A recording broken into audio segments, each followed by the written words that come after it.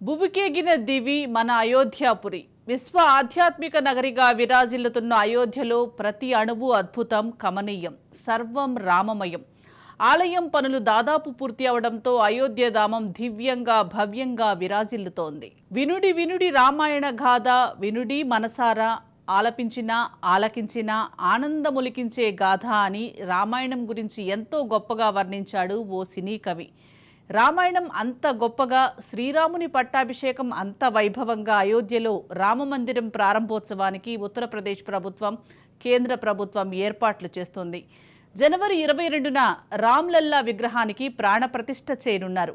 ఈ మేరకు అతిథులకు ఆహ్వానము పంపుతోంది తీర్థక్షేత్ర ట్రస్ట్. వేడుకలకు సమయం ఆసన్నమవుతోంది. ఈ నేపథ్యంలో రామాలయం విశేషాలపై అందరికీ ఆసక్తి నెలకొంది. అయోధ్య రామాలయాన్ని 2500 ఏళ్లు చెక్కు చెదరకుండా ఉండేలా నిర్మించారు. ఒక్క ఇనుప ముక్క కూడా వాడకుండా ప్రత్యేకంగా శిలలతో అందంగా నిర్మించారు. ప్రపంచంలో 3వ అతిపెద్ద హిందూ ఆలయం.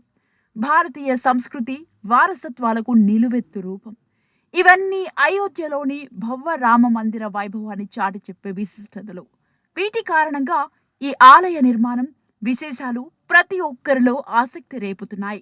ప్రపంచంలోని అద్భుత నిర్మాణాల్లో ఒకటిగా చెప్పుకుంటున్న జగదానంద కారకుడి మందిర విశేషాలు తనివి తీరా చూడాల్సిందే, నయనానందం పొందాల్సిందే. ఈ నేపథ్యంలో అయోధ్య రామాలయ విశేషాలు, ప్రత్యేకమతలు మీకోసం. ప్రస్తుతం రామ మందిరం డిజైన్ 1989లోనే రూపుదిద్దుకుంది.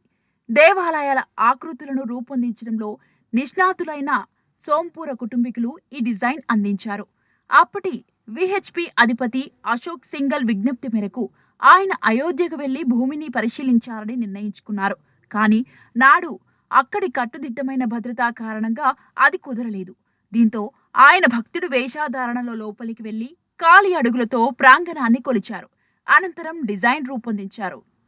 అయోధ్య రామ మందిరం ప్రధాన ఆలయాన్ని ఎల్ఎన్టీ కంపెనీ నిర్మిస్తోంది.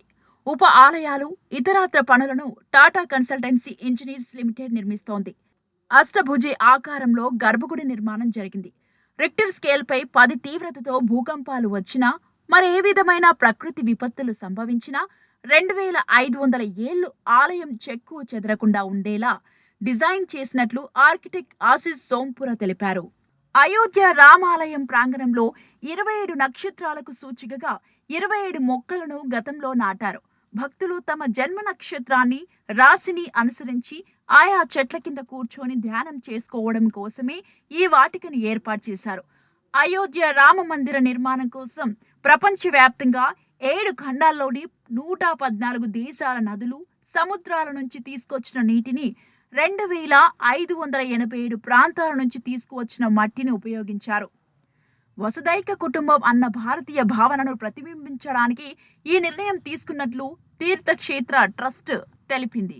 అయోధ్యలో ఓ చిన్న టైలర్ దుకాణం నడుపుతున్న సోదరులు భగవత్ ప్రసాద్ పహాడి, శంకర్లాల్ శ్రీవాస్తవ రామయ్యకు లావణ్య వస్త్రాలు తయారు చేస్తున్నారు.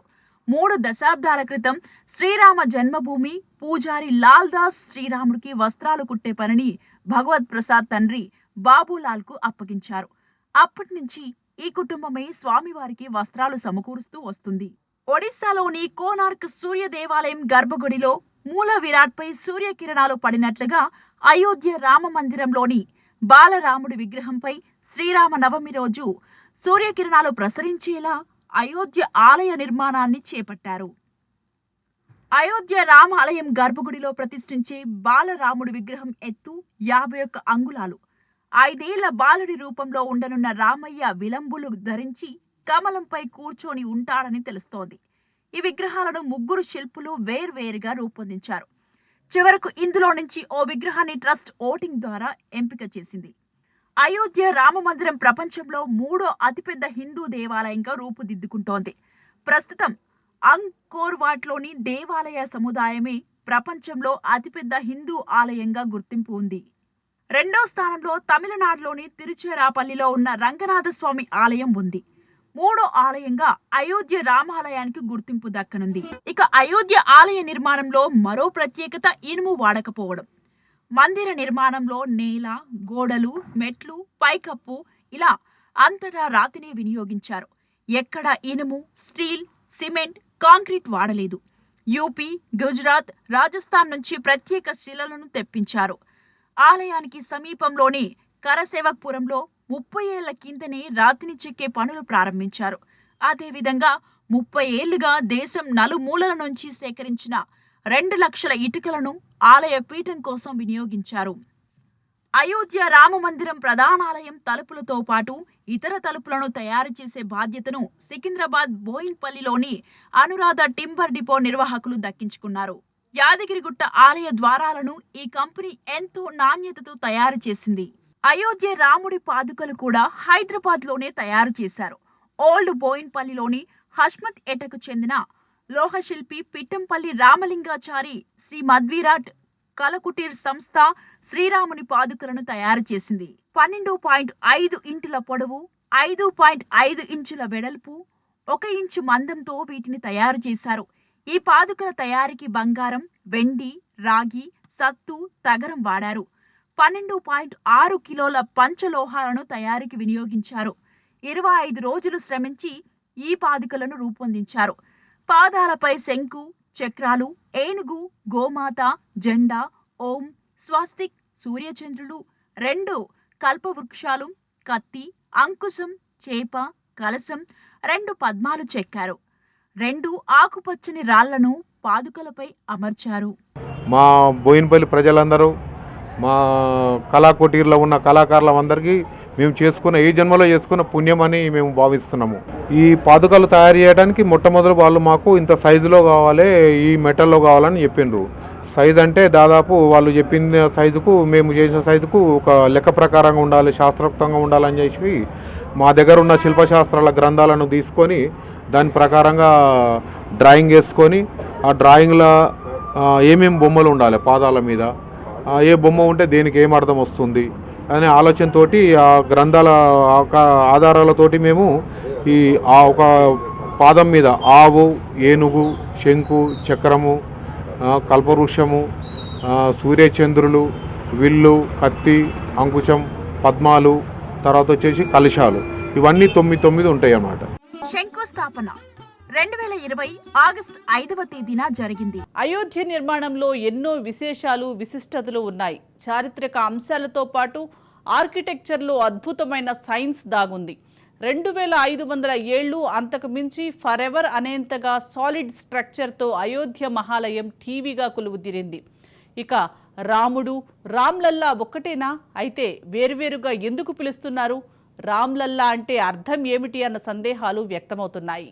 దేశమంతా రామమయమవుతోంది. మీడియా, సోషల్ మీడియా, ఆలయాలు, సమావేశాలు, ఇలా ఎక్కడ చూసినా అయోధ్య రామ మందిర ప్రారంభోత్సవాలపైనే వార్తలు, కథనాలు, చర్చలు జరుగుతున్నాయి.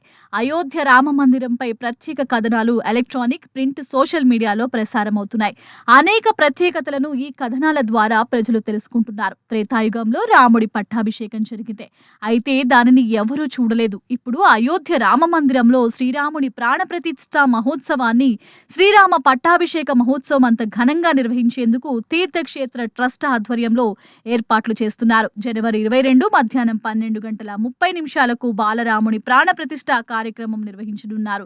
ఈ మేరకు ఇప్పటికే దేశ విదేశాలకు చెందిన అతిథులకు ప్రత్యేక ఆహ్వాన పత్రికలను కూడా ట్రస్ట్ తరపున పంపించారు. అయోధ్య రామాలయం ప్రారంభోత్సవానికి రావాలని ఆహ్వానించారు.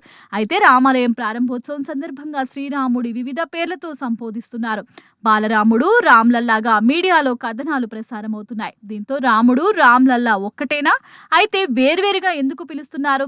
రామ్లల్లా అంటే అర్థం ఏమిటి అన్న సందేహాలు వ్యక్తమవుతున్నాయి.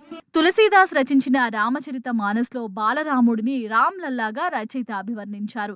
ఈ పేరు ఇప్పుడు చాలా ఫేమస్ అయిపోయింది. అయోధ్యలో రామ మందిరం ప్రారంభోత్సవం జరుగుతున్న సందర్భంగా రామ్లల్లా పేరును ఎక్కువగా వాడుతున్నారు. జనవరి 22న మధ్యాహ్నం 12:30 కూడా అయోధ్య రామాలయంలో బాలరాముడి విగ్రహానికి ప్రాణ ప్రతిష్ఠ చేయబోతున్నారు. దీనిని రామ్లల్లాగా పిలుస్తున్నారు. ఇక ఈ పేరు ఎందుకు వచ్చింది అంటే, అప్పట్లో అయోధ్యలో చిన్నపిల్లలను లల్లా అని పిలిచేవారట. 5-6 ఏళ్ల వరకు బాలరాముణ్ణి కూడా అందరూ రామ్లల్లా అని సంబోధించేవారని తులసీదాస్ తన రామచరిత మానస్లో అభివర్ణించారు. అందుకే అయోధ్య రాముణ్ణి కూడా రామ్లల్లాగా పిలువబోతున్నారు. ఇక అయోధ్య రామమందిర ప్రారంభోత్సవానికి ప్రధాని మోదీతో పాటు పలు రాజకీయ పార్టీల నాయకులు, సినీ ప్రముఖులు ప్రభాస్, అల్లు అర్జున్, సల్మాన్ ఖాన్, టైగర్ ష్రాఫ్ తదితరులు హాజరు కానున్నారు. నరేంద్ర మోదీ చేతుల మీదుగా రామ్లల్లా విగ్రహానికి ప్రాణ ప్రతిష్ఠ చేయనున్నారు. కోట్లాది మంది భారతీయ హిందువుల దశాబ్దాల కళ జనవరి 22వ తేదీన నెరవేరబోతోంది. ఈ తేదీ చరిత్రలో ఎప్పటికీ నిలిచిపోతుంది. రామ్లల్లా విగ్రహ మహాప్రతిష్టాపన మహోత్సవానికి సమయం ఆసన్నమవుతోంది. నిన్ను చూడని కనులెందుకని అనుకునేలా అయోధ్య సర్వాంగ సుందరంగా ముస్తాబవుతోంది. సనాతన భారత సాక్షాత్కారాన్ని కళ్ళారా చూసే భాగ్యం కలగటం ఇంతకన్నా ఇంకేముంటుంది అదృష్టం అని భక్తకోటి పరవశిస్తోంది.